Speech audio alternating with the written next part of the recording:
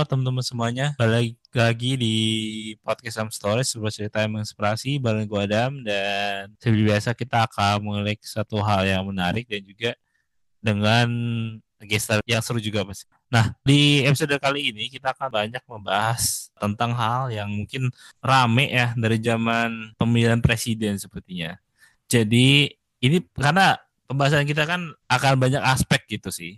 Maksudnya dan nggak cuma dari sisi kayak mungkin gizi yang sesuai itu seperti apa untuk anak-anak di Indonesia, tapi juga dari sisi ekonomi, dari sisi politik dan lain-lainnya juga pasti akan punya pengaruh juga tentang pembahasan kita hari ini gitu. Dan hari ini gue akan ngobrol sama satu orang yang memang cukup lama gue kenal dan memang dia secara akademis ya mungkin akan cocok karena dia juga jurusannya jurusan gizi ya gitu kan. Dan hari ini barengan gue ada Kai. Halo, apa kabar Kai? Baik, baik. Alhamdulillah baik. Gimana nih sekarang lagi sibuk apa nih? Sekarang aku lagi baru lanjut master S2 di London juga dengan jurusan yang mirip-mirip, cuman kali ini lebih luas. Jadi ngambil Nutrition for Global Health, jadi gizi untuk kesehatan masyarakat. Oh, jadi kalau S1 kan nutrition doang ya berarti ya. Mm-mm. Nah, berarti kalau S2-nya berarti di tadi nutrition for untuk masyarakat ya maksudnya gitu. Ya, ya, betul, betul, betul. Menarik sih. Dan sebenarnya apa perbedaannya?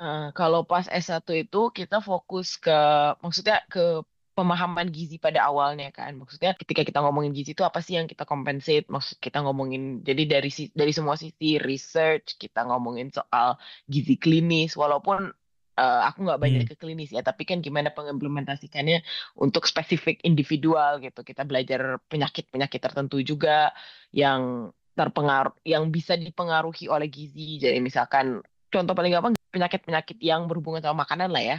Penyakit Hmm. jantung, penyakit tekanan darah tinggi, diabetes yang kalau sudah sampai di titik lanjut kan kita tetap harus ada kontrol dari dokter, cuman bagaimana dari sisi makanannya atau gizi lifestyle-nya bisa diubah. Nah, itu yang kita pelajarin dan sempet sih Hmm. dijelasin sedikit soal implementasi gizi ke masyarakat. Cuman itu ya itu mungkin dari spesifik dari area situ yang aku lumayan interested gitu loh. Maksudnya gimana nih ke depannya. Nah, jadi kalau pas S2 ini kita memang lebih banyak fokus ke ketemu dosen-dosen atau riset-riset yang memang kita fokusnya untuk intervensi-intervensi, intervensi gizi, contoh kayak berbagai macam lah ya, mulai dari sesimpel kayak kalau kita di Indonesia kan ada iodium ya, intervensi iodium, Oh, terus iya. belajar tentang negara tertentu.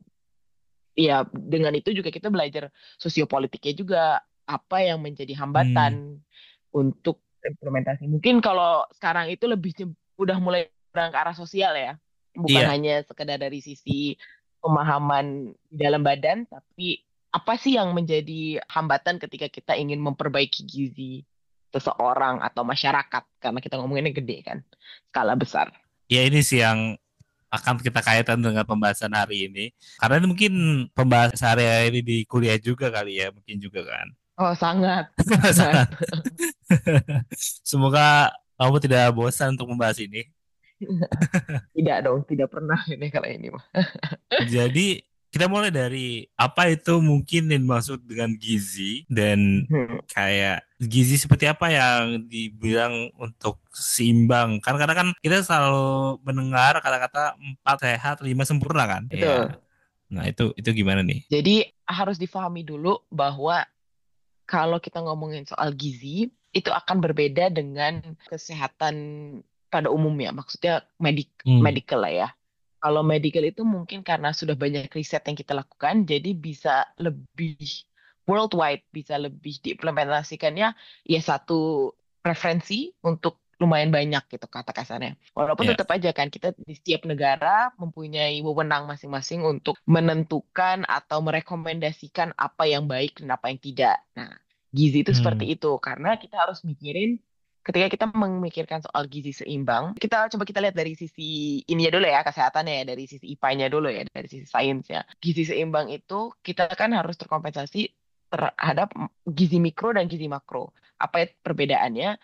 Gizi makro itu paling gampang, kita yang paling tahu karbohidrat, protein, lemak. Lemak itu kan kita selalu pikirkan negatif ya, karena ada juga lemak-lemak positif yang atau lemak-lemak baik yang tubuh kita butuhkan. Nah, itu ada rekomendasinya yang memang kita harus butuhkan setiap hari gitu. Jadi contoh kalau di sini di UK ada yang namanya Eat Well Guide.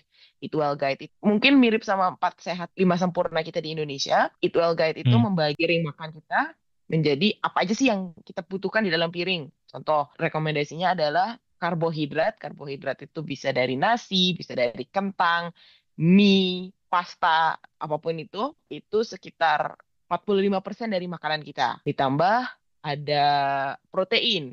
Protein itu apa? Protein itu mungkin yang paling gampang kita pikirkan daging, ayam, ikan, seafood, kambing, dan lain sebagainya. Tapi juga ada protein nabati kayak tempe dan tahu itu sekitar 25 sampai sorry 3 ya 25% sampai 30%.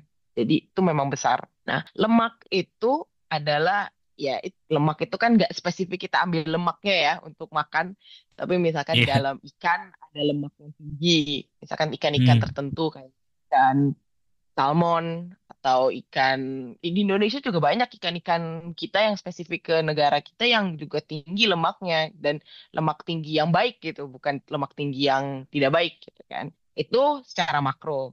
Kalau mikro kita ngomongin soal vitamin-vitamin yang dibutuhkan. Itu perinci banget. Nah, tapi yang paling gampang vitamin-vitamin ini akan didapatkan dari buah, dari sayur. Hanya perlunya serat di dalam makanan untuk ke arah sana bahwa itu harus balance semua. Itu secara idealnya, secara untuk orang yang sehat. Akan berbeda lagi ketika kita berhadapan dengan orang-orang yang mungkin ada diabetes, ada penyakit jantung, ada penyakit ini, penyakit itu, yang Iya. mungkin proteinnya harus dikurangin, lemaknya harus dikurangin. Proteinnya harus diubah dari protein hewani yang banyak jadi lebih ke protein Hmm. nabati. Dan sekarang juga kita banyak ngomongin soal ini kan climate change yang mungkin orang banyak yang kalau di sini ya kita banyak yang mulai ke arah vegetarian dan vegan untuk mengurangi pemasukan protein hewani, mengurangi the burden on environment gitu kata kasarnya, itu juga akan berubah. Jadi secara garis besarnya harus ada karbohidrat, harus ada protein, harus ada lemak sehat, dan juga serat seperti buah, sayur, dan lain sebagainya. Sebelum kita ada yang kayak serius lagi yang kayak Mm-mm. untuk lebih dalam lagi karena kamu ngomongin soal vegan dan lainnya gitu ya. Kenapa kita nggak buat orang semua vegan semua? Maksudnya kayak Uh, apakah oke, mungkin itu kan solusi untuk gizi atau gaya hidup sehat dan juga oke, apakah itu kan juga bisa mengatasi ya kayak stunting dan sebagainya gitu. oke. Itu pertanyaan yang bagus sih, karena Iya. sekarang pun mungkin kita ngomongin vegan dan vegetarian itu kan mungkin sudah mulai muncul sekitar maraknya itu kan mungkin sekitar 20-30 tahun terakhir ya. Mungkin Iya. paling paling cepat Mm-mm. paling paling ini kan 10 tahun terakhir lah. Apalagi kan aku sekarang karena di London jadi di epicentrum dengan maraknya Iya. diet vegan dan vegetarian itu, which is sangat dikompensate. Maksudnya orang-orang sangat mengerti Hmm. kalau ada allergy requirements dan lain sebagainya. Tapi dalam beberapa tahun belakangan ini, dalam lumayan lah ya, mungkin pas awal-awal ketika vegan dan vegetarian muncul itu memang sangat ideal, sangat gampang. Maksudnya, ya kita merubah makanan nabati. Tapi banyak orang ketika membicarakan soal vegan dan vegetarian, mereka itu membicarakan soal makanan-makanan yang tidak berhubungan dengan binatang, ya kan? Iya. Mungkin untuk kita di Indonesia yang kita pahami adalah lebih ke makanan-makanan sehat atau makanan-makanan yang unsurnya dari tumbuhan. Di sini Iya. banyak yang akhirnya jadi lari ke karena mereka tetap gimana ya kita manusia kan punya insting-insting pengen makan ini pengen makan itu ada cravings ya. Akhirnya Iya. muncullah daging buatan dari tumbuhan tapi dibuat muncul lagi nanti ayam tahu tapi dibikinnya seakan-akan rasanya kayak ayam yang semua itu diproses. Nah, Hmm. jadi itu yang menjadi masalah kalau menurut aku. Ultra processed food atau industri kita jangan ngomongin industri ya. Mungkin ultra processed food itu terlalu banyaknya makanan itu diproses sendiri, itu yang menjadi tidak baik karena kan banyak kimia yang masuk, banyak zat-zat yang masuk untuk membuat si makanan itu sustain lama. Kita kan kalau ngomongin ultra processed food kan kita ngomongin makanan yang bisa dimasukin ke freezer berbulan-bulan tanpa busuk atau dimasukin ke kulkas 2-3 minggu yang harusnya daging nggak mungkin lebih dari 3 hari kalau belum dimasak masih bagus Hmm. gitu kan katakan. Hmm. Iya. Jadi efek samping dari vegan dan vegetarian itu bahwa mereka akhirnya larinya ke hal-hal seperti itu. Nggak semua orang, tapi banyak yang larinya ke hal-hal seperti itu.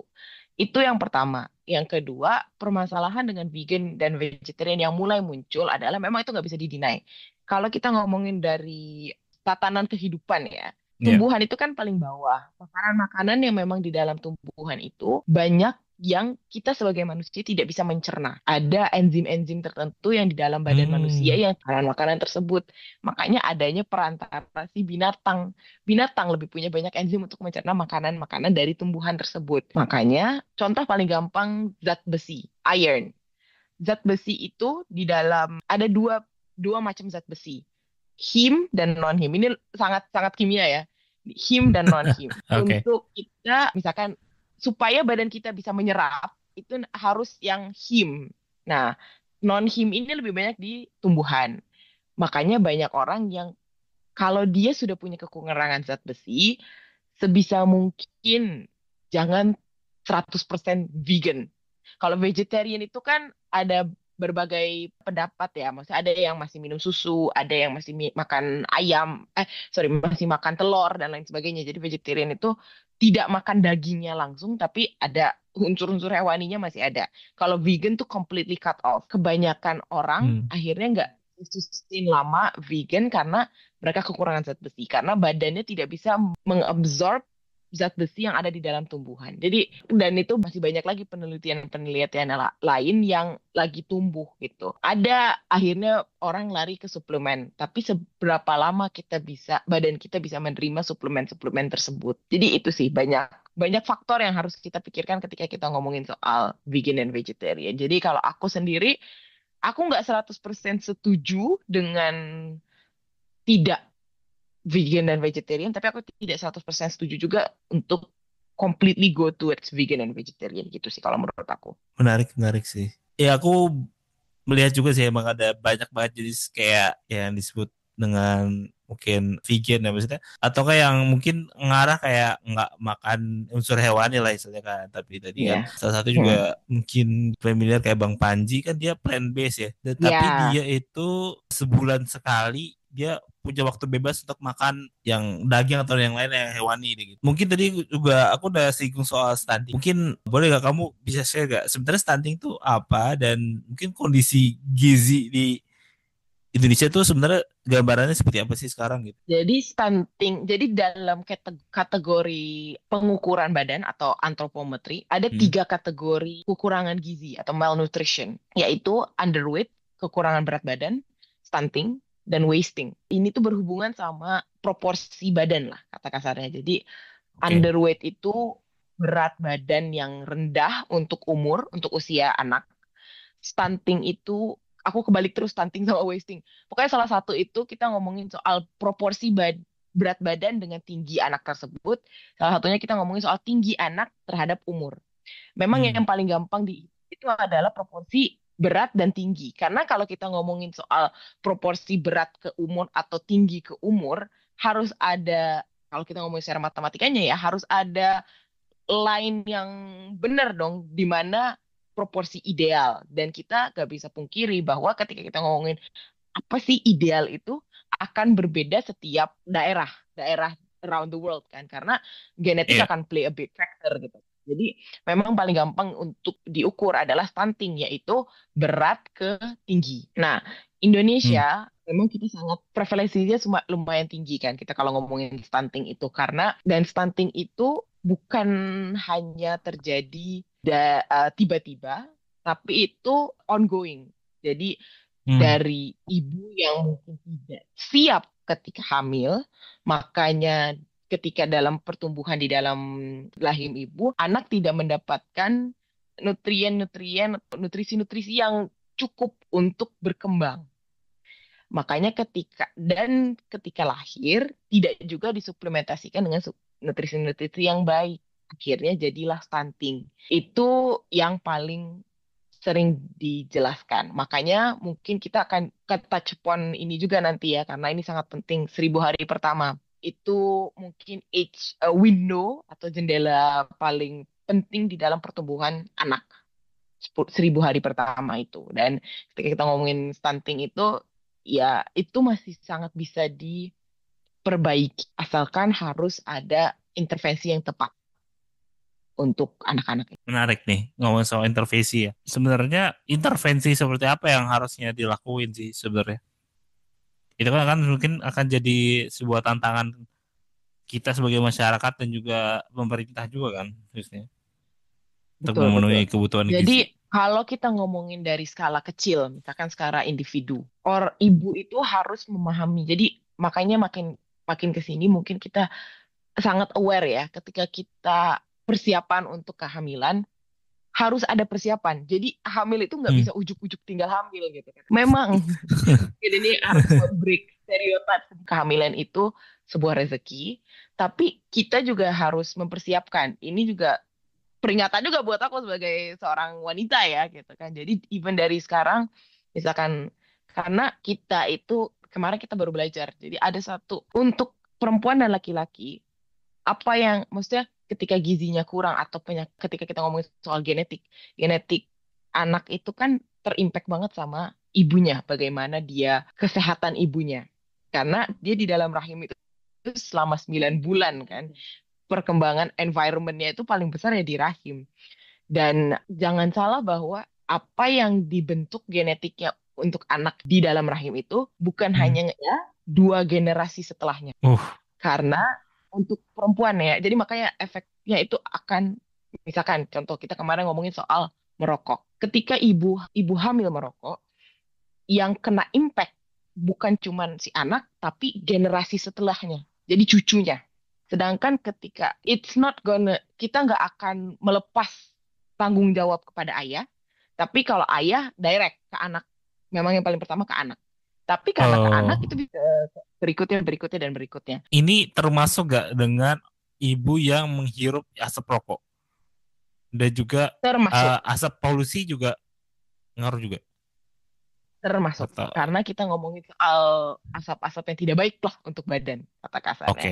Itu kan akan mengalter si badan ibu, yang akhirnya mungkin akan ada, itu kan kita ngomong soal genetik ya, akan ada gen-gen yang tidak baik yang muncul gitu, bukan yang baik gitu yang muncul gitu. Hmm, Ya, dan itu oke. memang itu poin penting sih. Oke, menarik nih. Jadi kalau bisa dibilang ya kenapa ada kalau orang pikir kayak mungkin yang ekonomi susah aja kali yang stunting kali ya. Enggak. Tapi sebenarnya yang ekonominya berada pun ada juga yang stunting. Karena kan di daerah perkotaan Oh, juga kan polusinya kayak ya kita tahu gimana kan Jakarta aja kan gimana. betul. Kalau kita ngomongin stunting, itu memang Mm-mm. memang perlu banyak riset yang dilakukan, kan? Tapi Mm-mm. nggak bisa didinai. Secara kasat mata pun kita tahu, polusi itu kan tidak baik untuk kita ya, kata kasarnya. Iya. Dan apalagi untuk ibu hamil, itu critical window-nya adalah 1.000 hari pertama si anak. Salah satunya adalah ketika kehamilan, atau bahkan sebelum kehamilan itu, beberapa bulan sebelum kehamilan. Jadi ketika, mungkin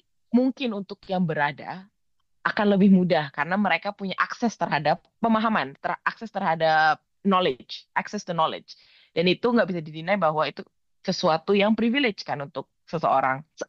Hanya akses kepada hal-hal tersebut itu kan menjadi privilege. Tapi kalau dia tidak mengambil akses itu untuk dengan baik dan tidak mengimplementasikannya ke hidupnya dia juga, itu tidak akan bisa berubah gitu. Jadi makanya mungkin kita lihat sekarang, not gonna lie, mungkin ada juga orang-orang yang kelihatannya berada tapi anaknya stunting atau dan lain sebagainya ya karena faktor lingkungan dan faktor dirinya sendiri juga. Aku makin bayang sih. Mungkin tadi yang aku singgung di awal ya. Ya kan pembahasan ini rame ketika mungkin salah satu calon presiden di tahun ini kan Mm-mm. mencantangkan untuk adanya makan gizi gratis. Dan bahkan sekarang jadi presiden. Mm-mm. Dan dari program utama yang bahkan yang tidak setuju dengan program ini tidak akan jadi menteri. Seberapa mungkin di tengah isu yang mungkin rame juga PPN naik, untuk mencari dana mungkin untuk menjalankan program-program pemerintah. Bagaimana seorang mungkin dari pandangan kamu yang mungkin kalau dibilang mungkin ahli gizi atau orang yang memang mempelajari tentang gizi kan, melihat program ini dan pengimplementasiannya di Indonesia itu seperti apa gitu yang seharusnya gitu. Mungkin balik lagi ke awal yang kita omongin. Gizi itu Iya. multifaktoral. Gampang kalau kita bilang, kalau gampang banget kalau ternyata gizi itu hanya sekedar memperbaiki makanan. Pada Hmm. realita ngomongin makanan itu sangat impact ke sosial kan, environment kita. Kayak kita bilang, misalkan contoh gini, sekarang kita lagi ngomongin, adalah muncul-muncul kalau ngeliat app-app di App Store gitu atau di Google Store, kita ngomongin soal rekomendasi makanan. Apa sih rekomendasi makanannya A, B, C, D. Tapi kan namanya manusia, kita punya insting ya, kita punya cravings, kita punya keinginan Hmm. makan Hmm. dan lain Hmm. sebagainya. Jadi nggak bisa dong kita cuma bilang, makanan itu harus tiap hari cuma bisa makan nasi, telur, sayur. Nanti kan ada saatnya aku pengen steak deh atau aku pengen jajan deh itu telur gulung kayaknya enak tuh tapi kan tuh berminyak gitu kan, jadi hal-hal kayak gitu Iya. kan itu sesuatu insting manusia. Makanya aku selalu sebut gizi itu multifaktoral.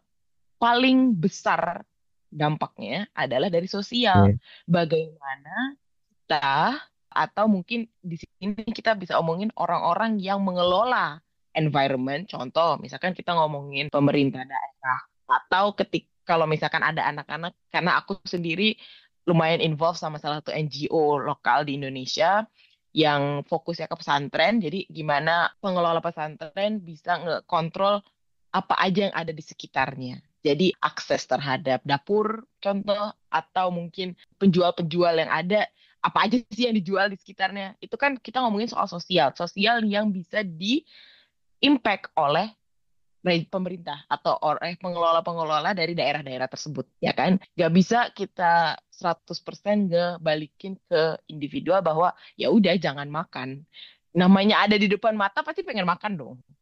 Nah, Iya. makanya kita mungkin itu dasarnya dulu bahwa menyadari bahwa gizi itu multifaktoral dan kita ada hubungannya dari individual, dari orang-orang sekeliling seperti keluarga dan juga lingkungan secara besar. Itu yang pertama. Kalau kita tanya soal makanan gratis, aku karena semenjak kuliah ini banyak ketemu orang-orang yang mungkin dari berbagai negara, mereka punya pengalaman, ada yang pernah involved dalam policy makingnya, ada yang mengalaminya sebagai anak-anak. Jadi aku punya dua contoh yang paling gampang. Yang pertama, mungkin aku sendiri, karena sekarang aku di London, kemarin selama sekolah pas SMA itu, pas E-level itu, aku tahu soal pemerintah, inisiasi pemerintah yang namanya free school meal. Dan ini memang sudah lama. Hmm. UK sendiri sudah lama, berjalan lama. Cuman free school meal di UK ini ada spesifik kriteria. Bukan semua orang bisa dapat. Contoh, memang harus yang mereka lihat adalah free school meal itu untuk orang-orang yang mungkin kesusahan. Makanya dilihat dari pemasukan orang tua, pemasukan keluarga, apakah ada bantuan lain dan lain sebagainya yang bisa didapatkan Hmm. daerah sekolahnya. Karena memang kita nggak bisa deny ya, ada beberapa daerah-daerah sekolah yang sangat bagus. Jadi kayak nggak mungkin ada free school meal karena memang orang-orang yang masuk ke sana orang-orang yang berada gitu kata kasarnya kan. Jadi tapi rata-rata kalau kita ngomongin soal daerah-daerah yang mungkin agak lebih, kebanyakannya lebih menengah ke bawah atau hanya sekedar menengah, ya itu pasti ada free school meal gitu kan. Ada kan. Dan untuk mendapatkannya memang ada kriteria tersebut dan itu ada kupon. Makanya ketika COVID nggak bisa dipungkiri bahwa itu banyak banget kan efek. Jadi pemerintah ketika COVID itu sempat memperluas sedikit kriterianya karena akhirnya orang-orang yang di menengah ke atas pun jatuh semenjak COVID gitu kata kasarnya. Jadi anak-anaknya tetap supaya mereka dapat ternutrisi dengan baik atau tetap dapat makanan lah, even akses terhadap makanan, akhirnya dibukalah kriteria itu lebih besar gitu. Dan itu mungkin yang kriteria yang harus pemerintah pikirkan ketika ingin membuat itu adalah karena dari pengalaman aku, kebanyakan orang tua ketika mereka mendapatkan free school meal ini atau privilege untuk atau kesempatan untuk dapat free school meal untuk anak-anak, kebanyakan saking mungkin nggak bisa dibilang saking susahnya ya, tapi karena mereka Hmm. mereka bergantung. Jadi ketika COVID, ketika lockdown, akhirnya anak-anak itu kesusahan, orang tua kesusahan. Dapat dari mana makanan anak-anak gitu kata kasarnya. Dan itu nggak bisa dipungkiri itu terjadi. Dan itu memang sempat menjadi kehebohan di UK sendiri. Paling nggak setahun pertama COVID karena itu kan kita complete lockdown. Itu yang pertama. Itu dari UK. Kalau dari Korea, Korea itu setahu aku untuk anak-anak, jadi memang kantinnya adalah untuk makanan gratis. Aku lupa apakah ada temanku bilang ada beberapa sekolah yang mungkin dikasih sedikit, mereka ada tambahan sedikit, a small fee gitu kata kasarnya, untuk dapat makanan yang ideal maksudnya. Oke, jadi kita tadi udah ngebahas soal dari sisi perbedaan penerapan free school atau makan gratis di beberapa negara juga ya. Tapi gimana sih menurut kamu kayak istilahnya orang tua untuk atau mengidealisasi orang tua ya dari sisi kayak untuk ya memberikan makanan sehat yang seperti apa gitu ke anak karena terutama di Indonesia kan susah banget ya kayak ada Cimo lewat apa telur gulung atau lagi jajanan-jajanan yang isinya kita tuh intinya gorengan aja sih.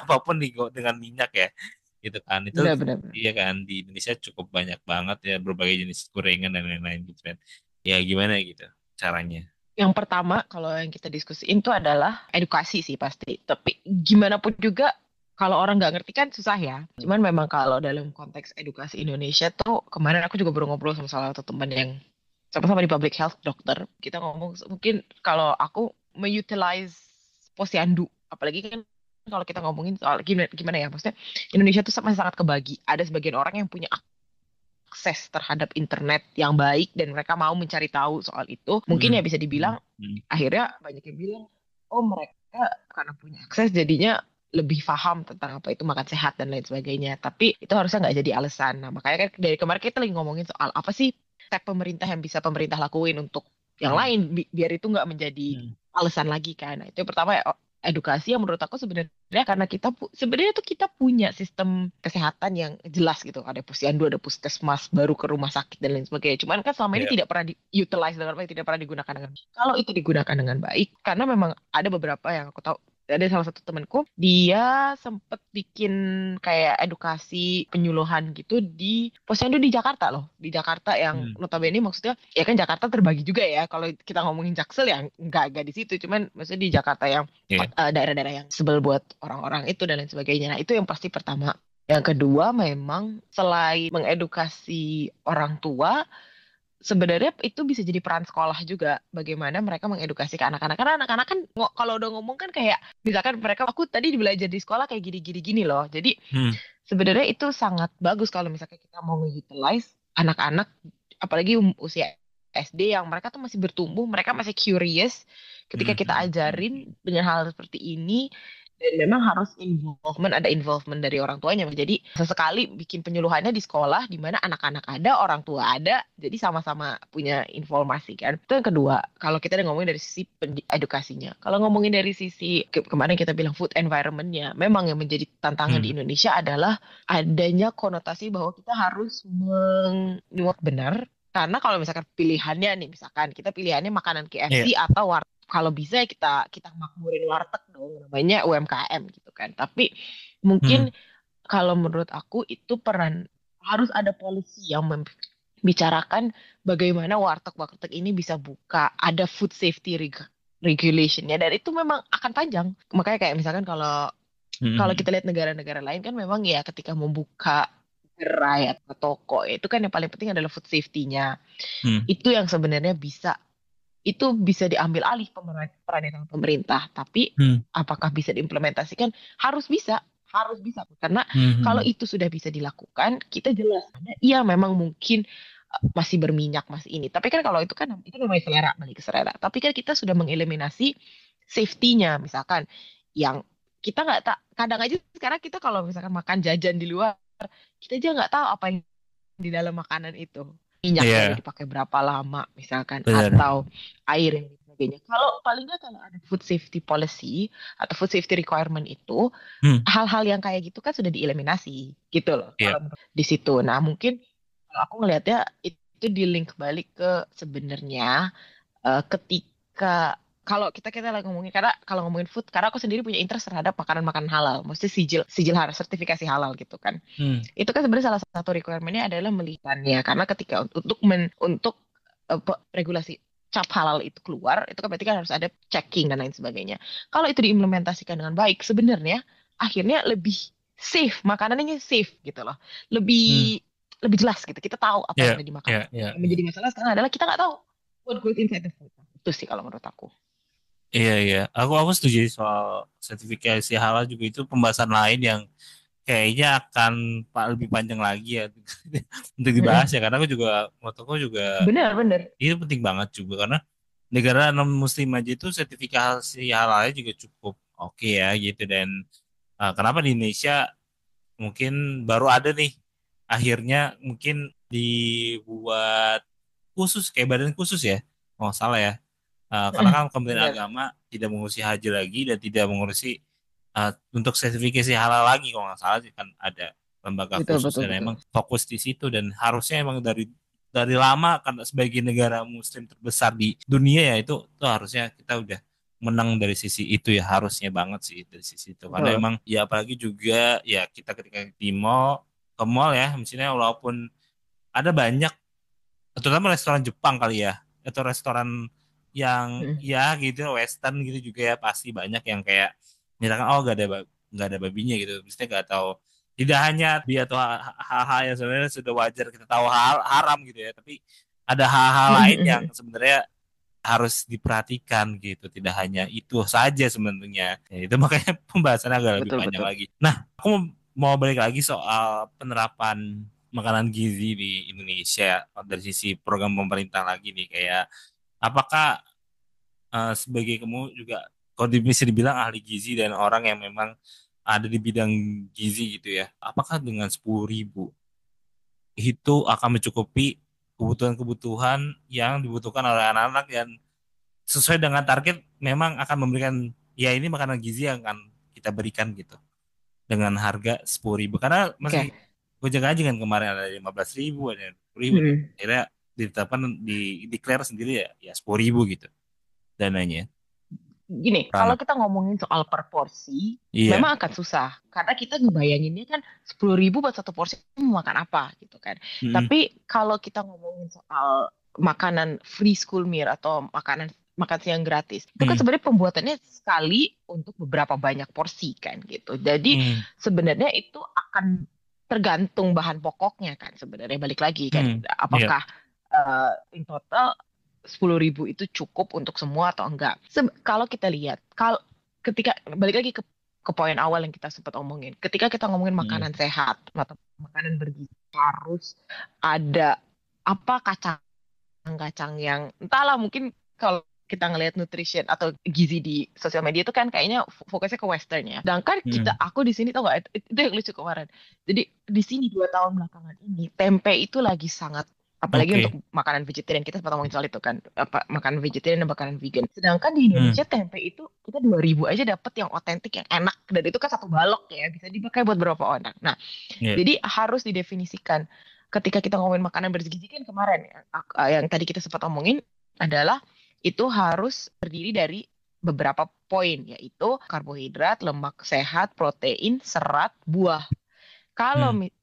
kalau misalkan semua itu sudah terpenuhi, itu bisa sehat Mm. gitu kan. Sangat sehat sebenarnya. Tapi ya balik lagi ke kita Oke. bagaimana processing food processingnya dan lain sebagainya. Tapi kan ketika kita ngomongin Oke. protein kemarin, kalau memang kita bilang protein itu mau, misalkan kita mau pakai protein nabati, tempe sesekali, tempe tahu, itu kan jauh lebih murah.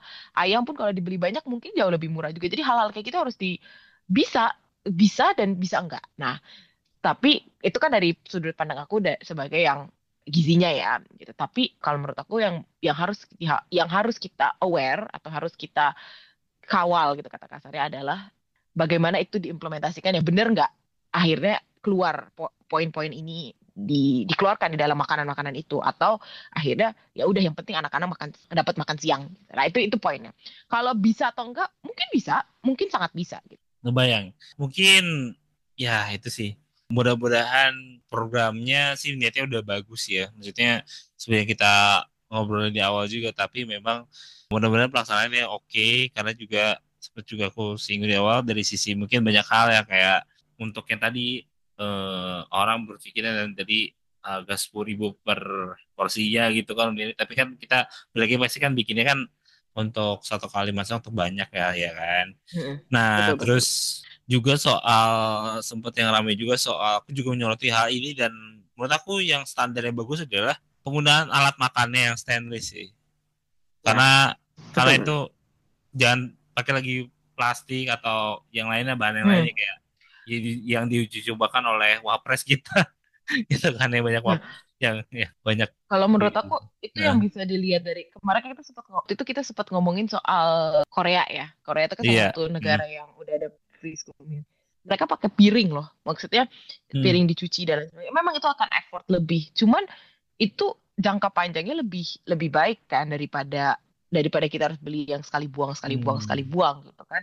Anak-anak ngantri di kantin, ambil piring, mereka dikasih apa aja makanan yang harus ada gitu kan. Dan itu sebenarnya sebenarnya lebih banyak terjadi di maksudnya kalau kita ngomongin soal negara-negara yang emang udah menerapkan free school meal memang kebanyakan kayak gitu. Mereka pakai sih buat sup mungkin atau buat apa-apanya gitu. Jadi ya sebenarnya kalau kita harusnya ke arah sana. Jangan jangan sama sekali kita pikirin soal plastik atau styrofoam karena ya itu nggak akan nggak akan sehat. Iya, iya, iya. Itu sih. Ya makanya yang aku sorotin ya itu soal itu juga, karena itu sangat-sangat ya disayangkan kalau misalnya itu diteruskan ya untuk apa namanya ke depannya kan gitu. Nah, mungkin tinggi banget kayak udah sering-sering sama aku. Aku banyak banget kayak apa namanya ngobrol soal gizi ini ya, kayak ya banyak banget yang akhirnya aku juga dapat insight juga ya. Maksudnya kan aku bukan orang yang memang ada di bidang gizi juga, dan emang ada banyak pertanyaan-pertanyaan di kepalaku juga ya, gitu kan, soal pelaksanaan program ini ya. Dan ya mudah-mudahan teman-teman yang dengerin bisa dapat insight juga gitu ya. Terus buat teman-teman yang mau riset kamu gitu ya, mungkin bisa kemana, mungkin sosial media juga bisa kamu share, atau ada sesuatu project atau apapun yang kamu mau share gitu yang bisa di reach sama teman-teman juga. Kalau aku sih, aku lagi baru mau mulai ya, maksudnya lebih lebih aktif gitu di sosial media untuk ngepost soal soal gizinya dan lain sebagainya. Apalagi sambil aku belajar lanjut Mhm. master ya, jadi doain. Tapi Instagram aku bisa dilihat Kai Zerlina, K-A-Y Mhm. Zerlina, Mhm. Zerlina. Terus selain itu, aku juga mungkin mau promosiin salah satu NGO yang aku aktif. Memang Mhm. emang emang NGO-nya memang salah satu temanku waktu itu anak master di sini juga dia yang buat di bidang kesehatan jadi namanya Impresif Santri memang fokusnya lebih ke pesantren tapi memang itu banyak banget maksudnya in a sense itu sangat banyak digunakan maksudnya apa yang keluar itu bukan cuma untuk santri doang sih itu bisa kita apply buat semuanya dan itu menurut aku she's doing such a good job juga dan aku sendiri juga terlibat di dalamnya kita ada live talk, kita ada mereka juga ada beberapa kali udah seminar ke beberapa pesantren-pesantren di Jawa gitu dan semoga bisa lebih besar lagi bisa ngeakses ke kota-kota lain ya di Indonesia dan itu sih kalau Oke, dari aku. oke, mantap. eh oke, mudah-mudahan kami juga bisa ini ya, serbu juga nih impresi santri. Aku juga ini baru follow nih, kayak menarik banget konten-kontennya juga ya. Kemarin juga baru live IG juga ya, kalau nggak salah ya, aku lihat juga kemarin sama kamu Iya, juga ya. betul betul betul Mhm. betul. Ini aktifnya di Jakarta berarti, atau di mana nih? Atau Ini online aja? aktifnya di Jawa masih masih jadi temanku itu di Jawa Tengah, Jawa Jawa Tengah ya. Jawa Tengah. Semarang Oke. beberapa di masih di situ tapi mulai ada Hmm. di Jogja juga ada jadi eh, mulai kemana-mana sih cuman ya masih building dari nol tapi memang keren banget sih aktifnya. Hmm, oke, mantap. Harus harus terus ya. Ini ya, aktif aja Yes. dan coba konsisten aja yang penting sih. Karena pasti sesaat mungkin ada momentum yang kayak uh, boomnya gitu. Iya, kayak yang Iya dong pasti. harus harus harus harus banget sih. Buat teman-teman juga yang ingin bekerja sama atau ada ide untuk konten podcast Sam Story selanjutnya, bisa banget ya support on Instagram di @podcast_samstory, dan bisa banget mulai email kita juga di podcastsamstory@gmail.com. Dan thank you buat teman-teman yang mendengarkan Sam Talk Podcast Sam Story episode ke-16, and see you on the next episode. Dadah semuanya. Dadah.